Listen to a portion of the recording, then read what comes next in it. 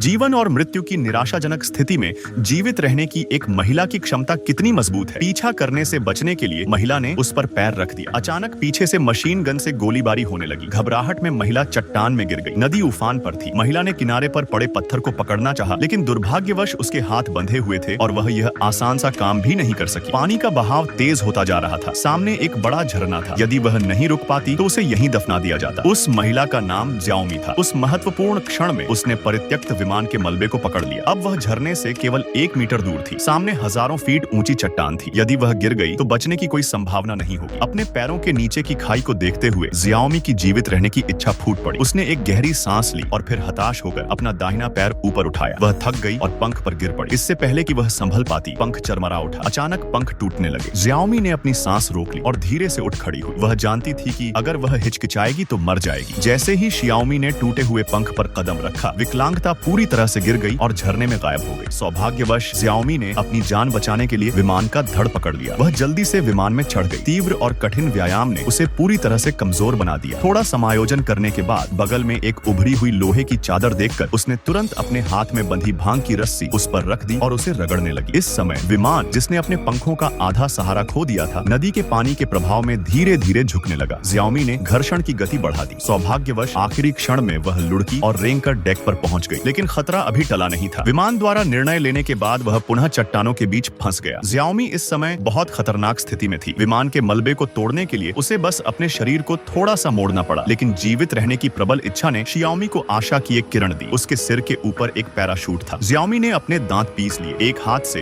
अपने शरीर को सहारा दिया और दूसरे हाथ से पैराशूट को पकड़ लिया। यह बस थोड़ा सा छोटा था। जिस समय शियाओमी ने पैराशूट पकड़ा, विमान पूरी तरह से टूट गया। ज्याओमी पैराशूट पकड़े हुए चट्टान में गिर गई। उसने पैराशूट खींचकर खोल दिया। यद्यपि यह थोड़ा टूटा हुआ था, फिर भी यह उतरने की गति को धीमा कर सकता था। लेकिन जब शियाओमी नीचे उतर रही थी, तब भी एक शाखा उसके पेट में घुस गई, लेकिन उसकी जान बच गई। अभी 3 दिन पहले ही उसे एक रहस्यमय वीडियो प्राप्त हुआ। अपनी माँ को बचाने के लिए उसके पिता उस प्राचीन कब्र के स्थान को खोजने गए, लेकिन न केवल उन्हें कोई निशान नहीं मिला, बल्कि उसके पिता भी अजीब तरीके से गायब हो गए। अपने पिता की अनुसंधान प्रयोगशाला में शियाओमी ने प्रासंगिक जानकारी खोजी। सच्चाई का पता लगाने के लिए वह एक ऐसे रास्ते पर चल पड़ी जहाँ से वापस लौटना संभव नहीं था। ज्याओमी को कप्तान ज्याओ शुआई मिला। कुछ नरम और कठोर रणनीति के बाद ज्याओ शुआई उसकी मदद करने के लिए सहमत हो गई। वे दोनों हवा और लहरों के विरुद्ध चल पड़े।